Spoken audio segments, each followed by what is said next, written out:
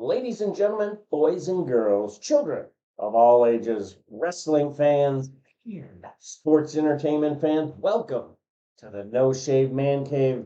I'm ElliJare, and Jay Tilly's holding it down over in the workplace right now. So we got to get our record on, we got to get our show on, we got to get the word out. What's going on?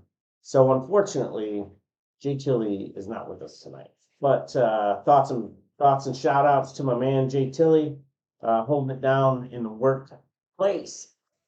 So we've had a pretty damn good 2023 for professional wrestling, and we're only halfway through. So I am so pumped what we're gonna see with SummerSlam, with All In, All Out. We've got several big pay-per-views, our premium live events for the WWE. We've got Impact, and every Steven Seagal movie is one of their pay-per-views. I guess Scott Moore or somebody's a big Steven Seagal fan. So, and you've got NXT who's out traveling, putting on big shows. AEW is really putting it in. And then you have an occasional NWA event, and GCW too. They've been doing some pretty big events. So that's definitely, I mean, there's so much to digest when it comes to professional wrestling. But tonight, I tell you, we've got so much WWE going on, and with 3 more weeks until SummerSlam, which is going to come to us on Peacock out of Detroit in the Ford Coliseum, I believe it's called. So I mean, it's gonna be a really, really good show. Just like we had with Monday Night Raw. I thought it was a pretty good show. It opened up and we got to see what I like to see are those entrances and those bits and pieces that tie the show together. So you'll see them in the parking area, or you'll see them talking somewhere backstage, or hell, the show starts and folks are already in the ring, and they cut a promo, and then they tell you some other stuff, and then you see them close the show on the main event. Which, I mean, we always, very rarely do they not give us a high end, high quality main event on Monday Night Raw. Now, it's 3 hours, and you would expect to see more than like 3 matches. But unfortunately, it is a pro wrestling, actually a sports entertainment variety show, as Bully likes to call it. So we did get to see a pretty damn good main event that had your world champion Seth frickin' Rollins and the tag team champions. They buddied up and met in the main event. I thought that was a good match. I thought it was a good way to end the show. And I like the little swerve, I'm not gonna lie, like it shows that the champ is human, and then at the same time it shows that Judgment Day is on the same page. But are they? And if they are on the same page, whose page is it? Because I tell you, Rhea Ripley looked like it was her book and her pages and her ink. And she was like, hey, we'll talk about it after. And, and here's Finn Balor, a 2-time NXT world traveling, sports entertainer. And he's like, okay, fine. All right, I'm going to hold you to it. And he just rolls out like, this is going to come back. And it's, we're definitely going to see it again. So we get an ending, we get the ending that maybe we didn't know we wanted, but it's the ending we got. So now we get to continue to see what is going on with the Judgment Day. Are they going to be strong? Is Senior Money in the Bank going to prevail, or are we going to sort of see the continuation and development of Rhea Ripley as a dominant leader on the card? And I tell you what, that is awesome. That would write it frickin' self, and how they could spin it and make it on par with any other program that they want. It can be through fear, it can be through intimidation. Hell, it could be through manipulation. So Rhea's going to manipulate Dirty Dom. Dom then is going to go to Finn and Priest and go, "Oh, please, hey, listen, don't upset mommy. I'm in a weird situation. Can you just help me out?" And this continues and continues. So I'm here for it. I think it's going to be awesome.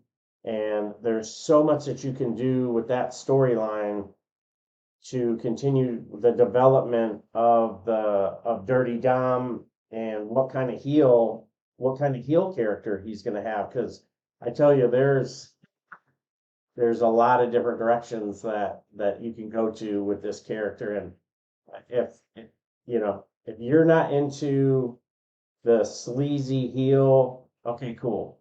You've got Cody Rhodes, you've got Seth Rollins. Depending on the night, you sort of feel, that there's a pretty decent swing with McIntyre. Or is McIntyre just buddying up to everyone, and he either becomes a member of Imperium or he becomes a member of, I don't think he would become a member of Judgment Day, but hell, he might be strong enough to just go on it on his own. And so that's gonna be something that will definitely keep me coming back. And I am super glad to see McIntyre back in a WWE ring, because it sort of seems like where he belongs. Yes, as the rumors have it, he has not signed a new contract, but he's making good on his current contract. WWE has said, "Hey, we're going to keep you in high level, purposeful storylines." Hey, you got to take their word for it until they do you dirty. And then by all means, I want McIntyre to get his money. I don't ever want to come between a man and his money. And it's not all about me just because I'm the customer. I think, he needs to look out for himself. And if he feels that he deserves it, let's go get him paid and get him back in the ring chasing a title. Now, does McIntyre become the guy, or is Riddle the guy to defeat the Ring General and end that massive winning streak that he's on? Gunther, I'm speaking of, as your Intercontinental Champion. He's doing great things. They're rewriting history books. The WWE is, they rewrote it with Bianca. They rewrote it with Asuka, because she became the first multi-time winner of Japanese descent, and then they turned around and reinvented and hit the reset on with Io Sky winning the Money in the Bank. So I mean, that's fantastic. You have Rhea Ripley as a super dominant champion, and then you have Charlotte coming on, breathing down everybody's neck. She just needs a couple more wins on the world title, or undisputed title, world championships anyway, before she passes the 16-time, Nature Boy. So it's incredible. And then of course you have until this time next year, where Roman Reigns is going to continue to carry that title and eventually lose it at SummerSlam to what I would think would be Cody, because they'll figure out how to get Cody over to the other show if he wins Money in the Bank, or does he come back and win the Royal Rumble again? Nothing is absolutely everything is on the table when it comes to WWE. They've got the reach, they've got the stroke, the cash, and if they want it to happen, well, god damn it, it's going to happen. And who am I to say, "Oh, that's terrible"? AEW is doing great things. They're getting bigger. 75,000 for for the show coming up in England, the All Out. So, I mean, or All In, I'm sorry. And it is, kudos to them. It's going to be their highest card, potentially the highest gate of any wrestling event in Europe. I mean, that's bonkers to think that any record that's being set isn't by the WWE just because of that, because the machine, right? But hey, let's do it, man. I think we're having our cake, we're eating it too, or are you eating your cake and having it too? However the line goes. I think we are in a great place for professional wrestling. You can sit back and you can watch AWA and, of course, one of my favorites, Lucha. You can catch some of the old WCW and Georgia Championship Wrestling online. You've got all the different streaming services that are carrying all those different phenomenal platforms. And you as a fan, me as a fan, we as a fan get to just lay back. If you want to watch it on your treadmill, on your elliptor, exercise bike, whatever you're doing, there's just so much out there.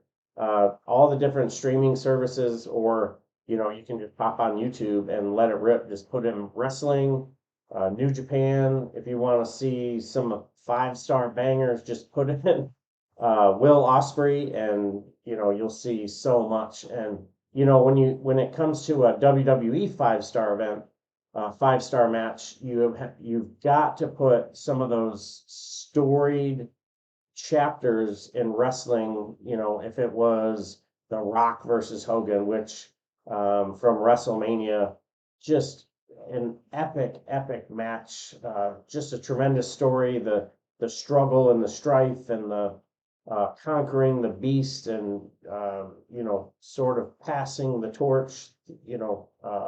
The ideology of passing the torch. Is it The Rock and Stone Cold? Another just banger. My favorite was the SummerSlam with the Dudley Boys, Hardys, and Edge and Christian, and they just let it hang out and just really made some magic.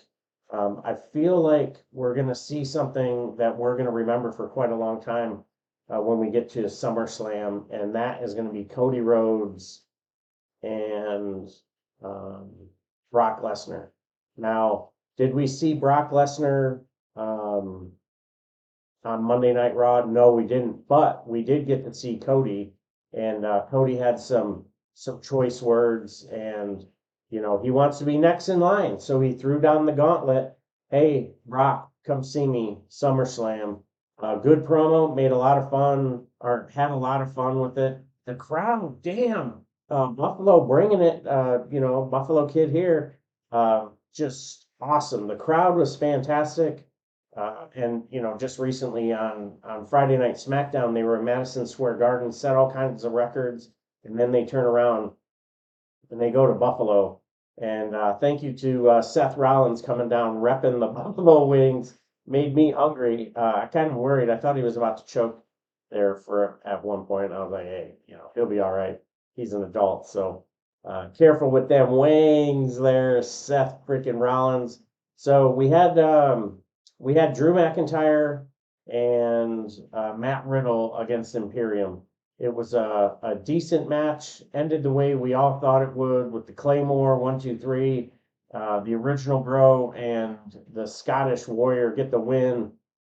Again, did the job that it needed to do. And then what else did it need to do? It needed to continue on the story, or the depiction of Riddle trying to overcome the odds. He's still got his ankle tape, still selling that a little bit. Didn't quite sell it on that last front flip before they got the win, but they did a pretty good job. It was taped up, and again, he was selling it pretty good. So kudos to McIntyre and Riddle. They get the win.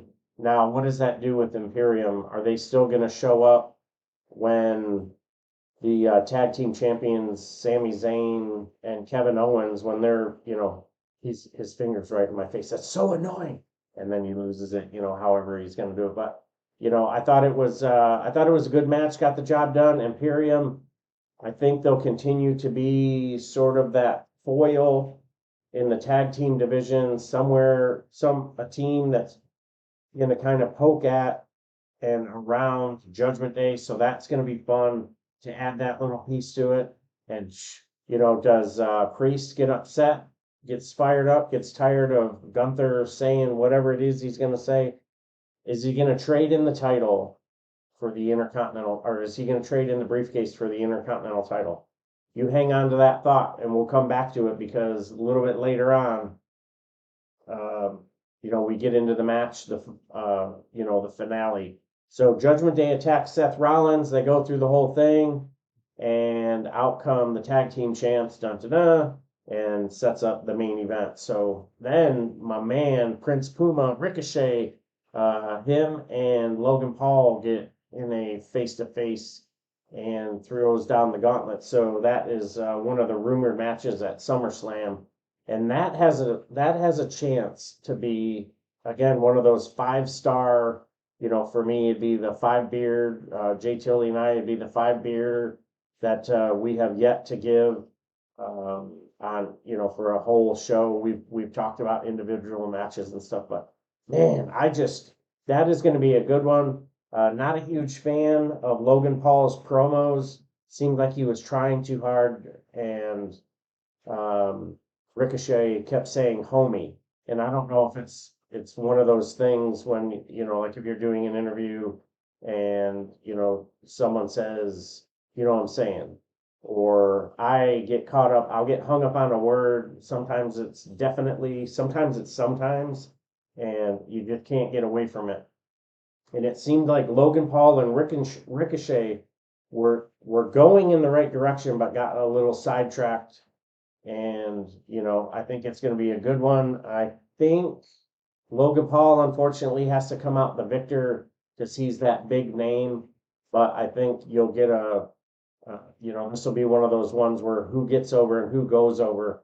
And I think they'll both be made in this match, and it'll give an opportunity for Ricochet to hop back into that Intercontinental United States title picture, or hell, when are they going to put him back in a tag team at some point?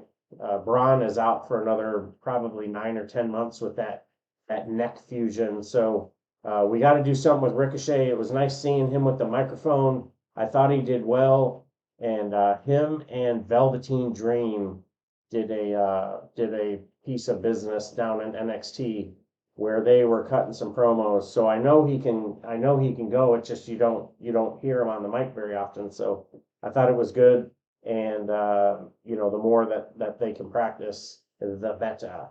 So what would Jay Tilly say? He'd say, it's whatever.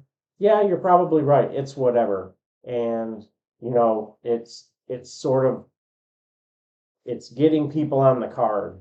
And it used to be back in the days, WrestleMania, it would get everybody on the card because they'd either have an individual match or they'd end up in the battle royal. But now, it's not as prevalent. The cards are kind of curtailed down to that 3-hour piece, whereas AEW's jamming every damn person on the roster. You're even seeing some New Japan. You're even seeing some Ring of Honor. So, what are we going to see when we see a premium live event? We're going to see a opening show where you're probably going to have Booker T and some of the other personalities that aren't going to be calling matches. You'll see them. You'll see Matt Camp and the team from the Bump. They'll go through what they think will happen, and then we'll go into the show, and then it just rolls right in. Very professional. You get probably 8 or 9 matches. Some things happen. You'll have a blow off, that kind of thing. And I think what we're going to see with SummerSlam, I think there's a really good chance where it's going to be a strong card. We know that already. And we're going to have some not quite WrestleMania moments, but I think this will be a lot of fun. for Ricochet and Logan Paul. You're going to see a triple threat match, I believe, with Bianca, Asuka, and Charlotte. That is going to be on point. So I can't wait to see that because I know, all of those women, all those superstars can go, and those three are just going to bring it down. I think Asuka keeps the title, even though it'd be interesting to add to the lineage or the connection of being a 16-time world champion, or does Charlotte win and someone comes down, Io Sky comes down to cash in Money in the Bank? Is that the moment that Io Sky is going to arrive, or is she going to want to nobly win the title? So I think it's going to be one of those shows where everybody's going to look back and go, dang, that was a really good card. And all the shows that we've sat down to watch since the beginning of the year. I mean, yeah, me was upset with the final match of WrestleMania, but the rest of the card was good. I thought night one was better, not just because the people who won or lost. It was just, I think, the environment and pomp and circumstance and everything. I thought it was really good. So, again, Jay Tilly and I were making our wrestling road trip heading to Philly for WrestleMania. Cannot wait. And, the card is going to be fantastic. If we're getting premium live events like this, we're going to have an awesome WrestleMania. There's going to be huge events that will occur. People will show up.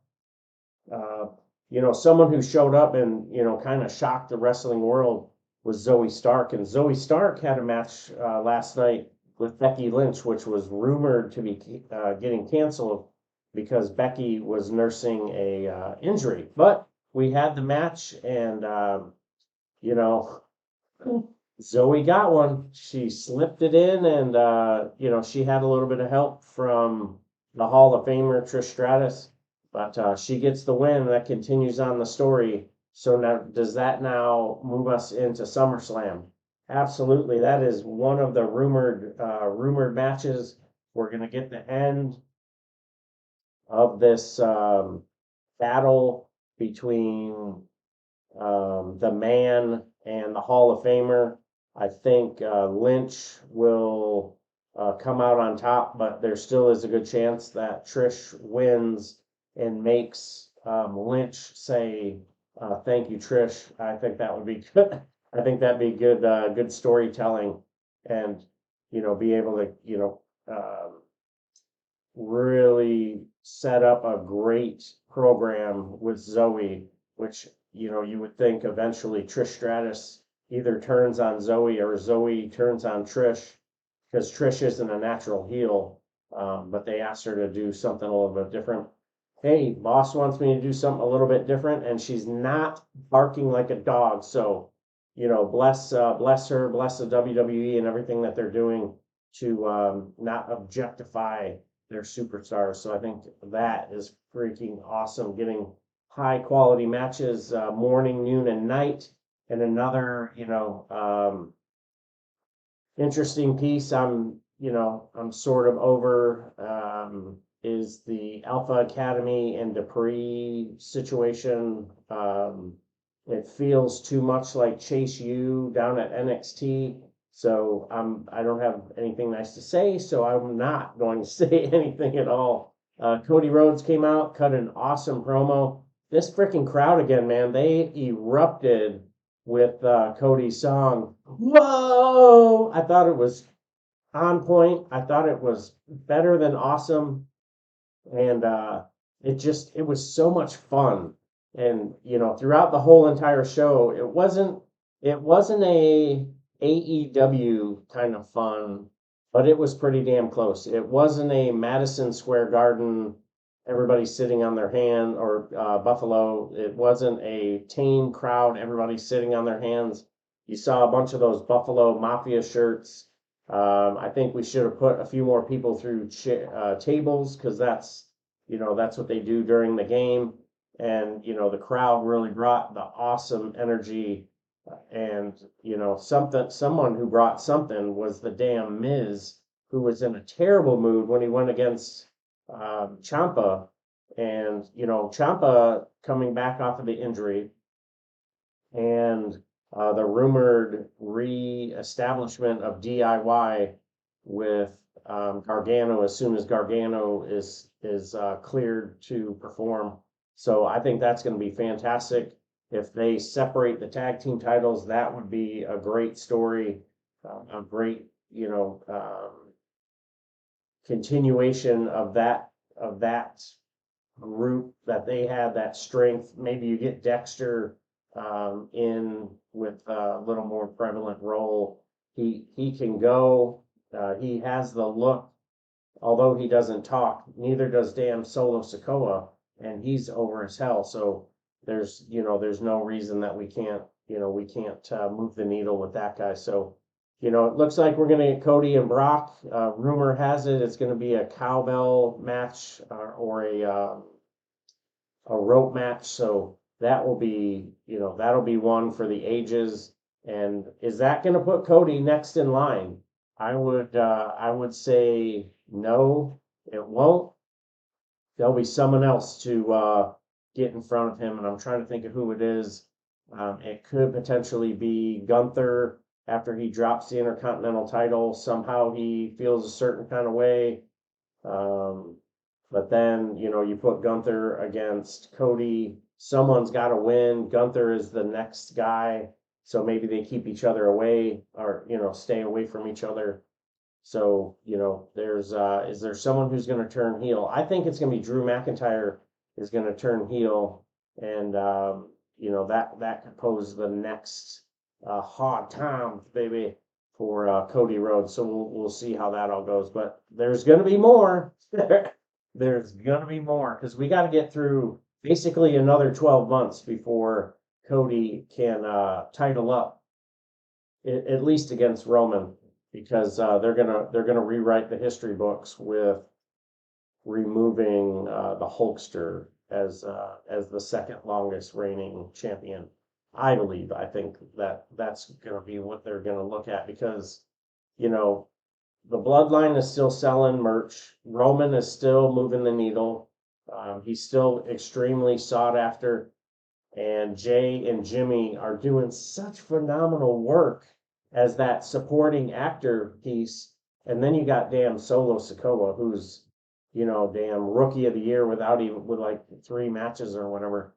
I'm still interested to hear and see where the loss is going to rank for Roman. Him taking the L, he's got to feel a certain kind of way, even though it wasn't for the title. And, he was touting himself as being that undefeated champion.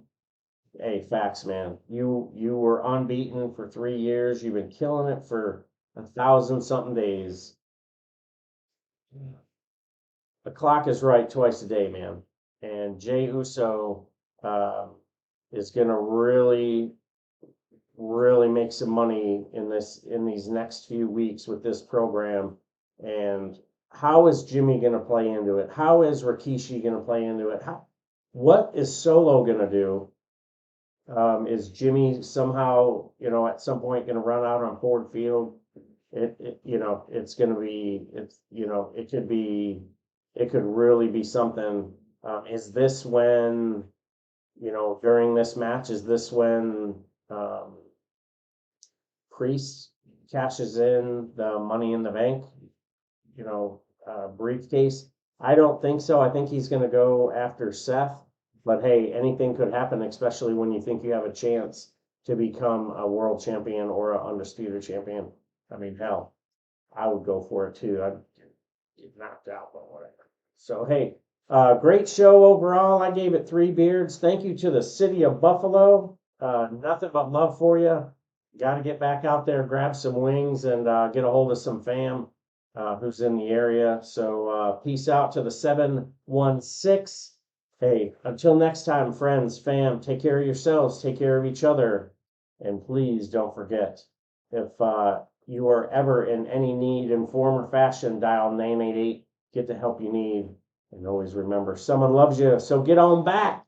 Come on back to the No Shave Man Cave. on all the socials. Check us out.